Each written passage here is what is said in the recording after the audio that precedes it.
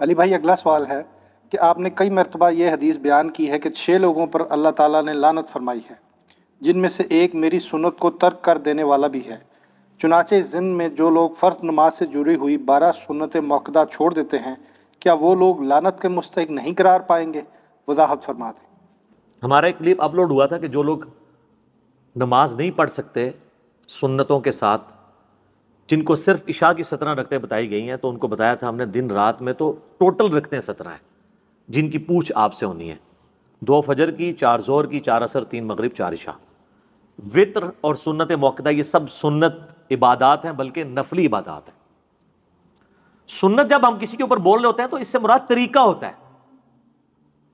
نبی علیہ السلام کا ایک مبارک طریقہ ہے، صحابہ کرام کا ایک طریقہ ہے جو نبی علیہ السلام سے انہوں نے سیکھا، اس طریقے سے وہ آگے ٹرانسفر ہوا۔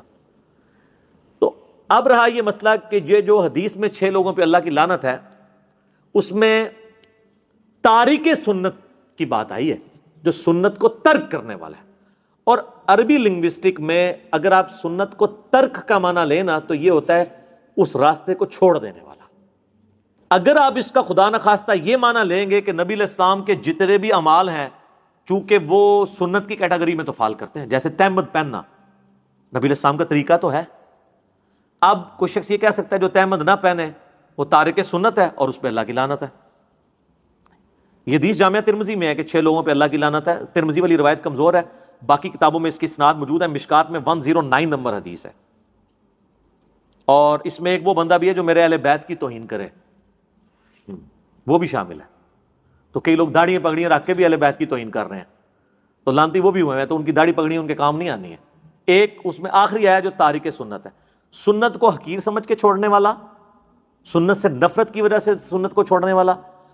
ایک تفسیر اس کی بنے گی جو محدثین نے کی ہے۔ دوسری یہ ہے کہ اس سنت سے مراد وہ سنت ہے جو سنت واجبہ ہیں، یا وہ سنتیں جو فرائض میں شامل ہیں۔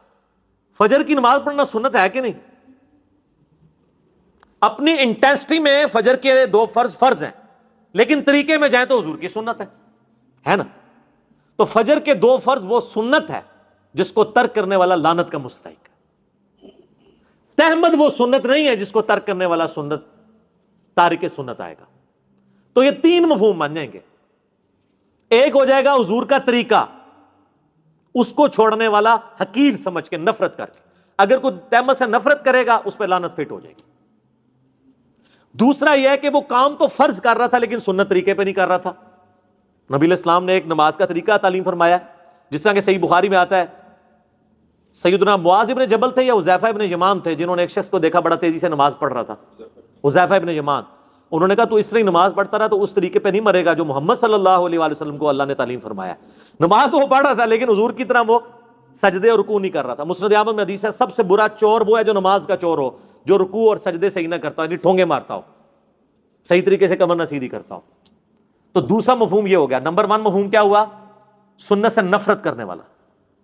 نمبر 2، کام تو فرض کر رہا تھا لیکن سنت طریقے پہ نہیں کر رہا تھا، غلط طریقے پہ کر رہا ہے۔ ایک بندہ نماز میں ہاتھ سر پہ باندھنا شروع کر دے تو نماز تو وہ پڑھ رہا ہے لیکن سنت طریقے پہ نہیں، یہ کمر پہ باندھ لے۔ اور نمبر 3،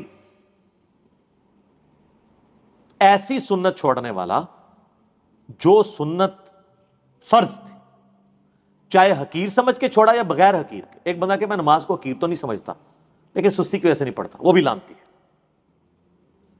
صحیح مسلم میں حدیث ہے جس نے بندے کے کفر اور اسلام کے درمیان فرق کیا ہے؟ نماز۔ جامعہ ترمذی میں حدیث ہے جس نے جان بوجھ کے نماز چھوڑی گویا اس نے کفر کیا، من ترک الصلاۃ متعمدا فقد کفر۔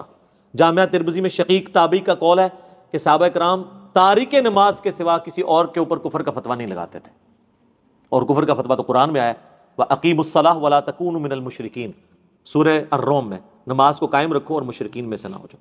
تو 3 طرح سے لوگ سنت کے حوالے سے لعنت کے مستحق ہوں گے۔ نمبر 1، کسی سنت سے نفرت کی وجہ سے چھوڑ دیں، حقیر سمجھ کے۔ پگڑی کوئی نہیں باندھتا، تارک سنت ہے، لعنتی نہیں ہوگا۔ ہاں اگر وہ پگڑی سے نفرت کرے گا تو اب وہ لعنتی ہو گیا۔ ویسے نہیں باندھتا ٹھیک ہے، حضور نے اسے سنت واجبہ ڈکلیئر نہیں کیا۔ سنت کو حقیر سمجھ کے چھوڑنے والا۔ دوسرا، فرض کام کر رہا تھا لیکن سنت طریقے پہ نہیں کر رہا تھا، وہ بھی لعنت کا مستحق۔ اور نمبر 3 وہ سنتیں جو حضور نے فرض کے طور پہ تعلیم فرمائی ہیں، دین میں ضروری جاری کی ہیں، اور اس کے چھوڑنے پہ وعید بتائی ہے، اس کو چھوڑنے والا بھی لعنتی ہوگا۔ اب آ جائیں یہ فرض کی جو 12 سنتیں ہیں، کس ضعیف حدیث کے اندر صحیح تو ہے ہی نہیں ہے یہ 12 سنتیں چھوڑنے والے کے اوپر حضور کی کوئی وعید موجود ہے؟ ہاں، اس کا تو اسلوب بھی بالکل ڈیفرنٹ ہے، بخاری و مسلم دونوں میں موجود ہے۔ نبی علیہ السلام نے فرمایا جو فرض کے سوا 12 رکھتے قائم رکھے گا، اللہ تعالیٰ اسے جنت میں محل عطا فرمائے گا۔ یہ ہے فضیلت۔ وعید بتائیں کدھر ہے؟ وعید ہم آپ کو بتاتے ہیں۔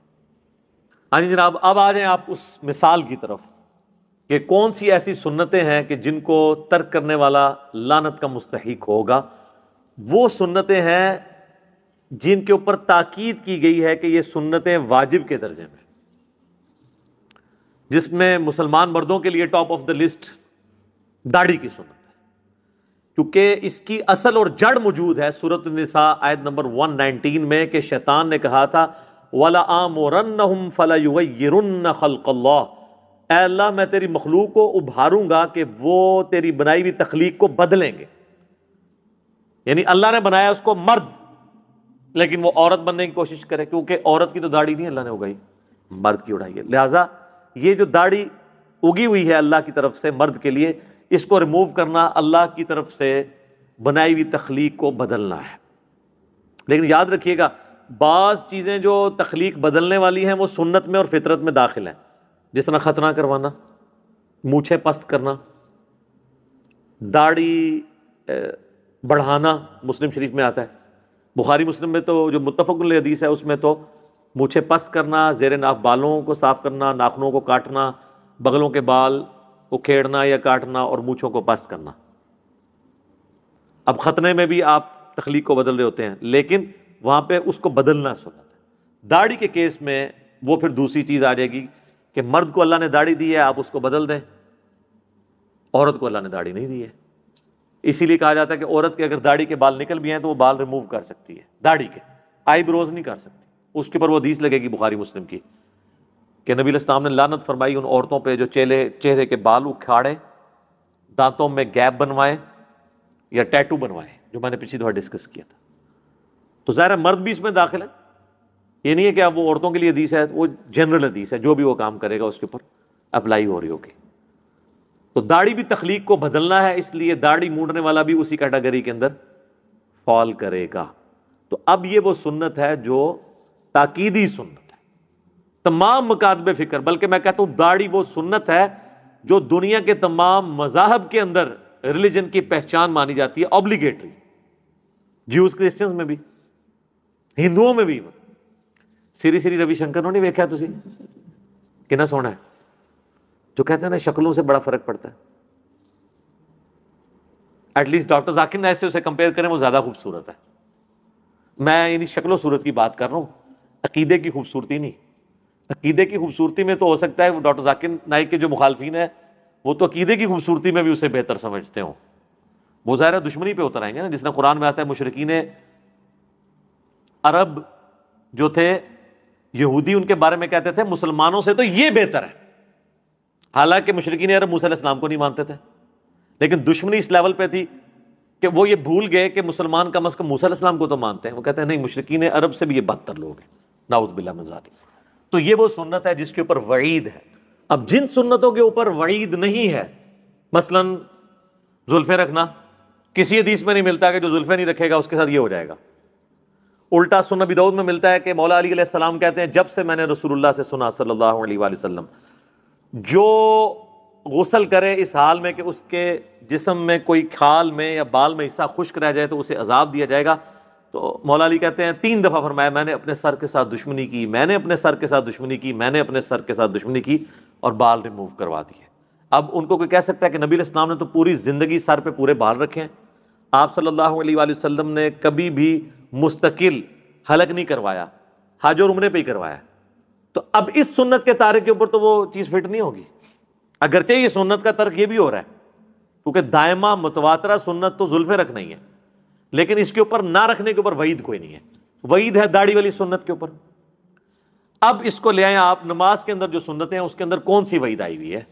اس میں تو بخاری مسلم میں آتا ہے جو فرض کے علاوہ 12 رکعتیں پڑھ لے گا اسے جنت میں اللہ تعالیٰ محل دے گا. ایک فضیلت کی بات ہے. اور جو نہیں پڑھے گا ظاہر اسے نہیں ملے گا. That's all. فرض نماز کافی ہے. اور اس کو سپورٹی وہ حدیث جو ہم اکثر پیش کرتے ہیں بخاری مسلم دونوں میں حدیث ہے. اہل نجد میں سے ایک اعرابی شخص نبی اسلام کی خدمت میں حاضر ہوا اور اس نے کہا یا رسول اللہ مجھے اسلام کے بارے میں بتائیں کیا ہے. تو آپ صلی اللہ علیہ وآلہ وسلم نے فرمایا کہ تم گواہی دو اس بات کی کہ اللہ کے سوا کوئی معبود نہیں, محمد صلی اللہ علیہ وآلہ وسلم اس کے رسول ہیں. اس کے بعد فرض نماز کو قائم رکھو. اس نے آگے سے پوچھا صرف فرض کو؟ آپ فرمایا الا یہ کہ تم نفل نماز بھی پڑھ لو. یعنی اس کے اندر نفلی نماز, نفل عربی میں کہتے ہیں اضافی کو ہے سر, اس کا مطلب ہی اضافی ہے. نفل عربی میں کہتے ہیں اضافی کو. اسی لیے انفال جو ہے مال غنیمت کو کہا جاتا ہے کہ وہ اضافی مال ہے جو آپ کو مل گیا ہے. آپ کا مقصد دشمنوں کا مال لوٹنا نہیں تھا, اللہ کے لیے ان سے جنگ کرنا تھا. مال تو بونس میں مل گیا. سورۃ الانفال آئی ہے نا. پھر کہا کہ فرض روزے قائم رکھو, ہاں مگر یہ کہ کبھی تم نفلی روزے رکھنا چاہو. فرض زکوٰۃ ادا کرو, ہاں یہ کہ کبھی تم نفلی صدقہ کرنا چاہو. تو اس نے کہا یا رسول اللہ جو آپ نے مجھے بتایا نہ میں اس میں کمی کروں گا نہ زیادتی. تو جب وہ مڑا تو آپ علیہ السلام فرمایا اگر یہ اپنی بات پہ قائم رہا تو کامیاب ہو گیا. اور ایک اور حدیث بخاری مسلم میں آتی ہے کہ نبی علیہ السلام نے کہا کہ فرض نماز قائم رکھ, فرض زکوٰۃ دے, فرض روزے رکھ. اس نے کہا یا رسول اللہ نہ میں کمی کروں گا نہ زیادتی. تو آپ علیہ السلام جب وہ مڑا تو آپ فرمایا کسی نے اگر کوئی جنتی شخص دیکھنا تو اس کو دیکھ لو. تو فرض نماز تھی. فرض نماز تو وہی ہے جسے عموماً فرض نماز کہا جاتا ہے.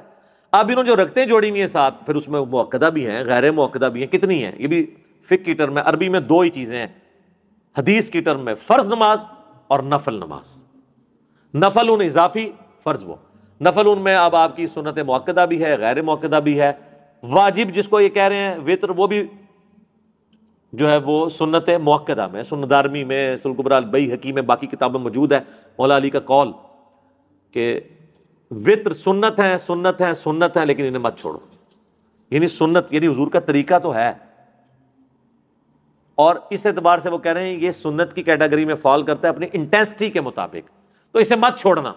لیکن اسے مت چھوڑو مراد یہ کہ فرض تو نہیں ہے لیکن یہ تاکیدی سنت ہے, اس پہ عمل کر لو. بعید پھر بھی کوئی نہیں. تو لہٰذا جو سنت مؤکدہ تاکید کی گئی سنتیں ہیں, ہماری کوشش ہوتی ہے ہم اسے پڑھیں. کبھی کبھار کبھی کوئی علمی مصروفیت کی وجہ سے چھوڑنی پڑ جائیں یا کبھی سفر کی وجہ سے, وہ ایک علیحدہ چیز ہے. ادروائز عموماً کوشش ہوتی ہے کہ سنتیں بھی پڑھی جائیں.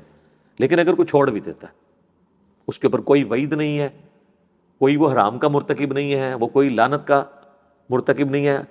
ورنہ آپ نے جب اصول ایک طے کیا پھر آپ چھوٹی چھوٹی سنتوں کے اوپر بھی وعیدیں لگائیں گے.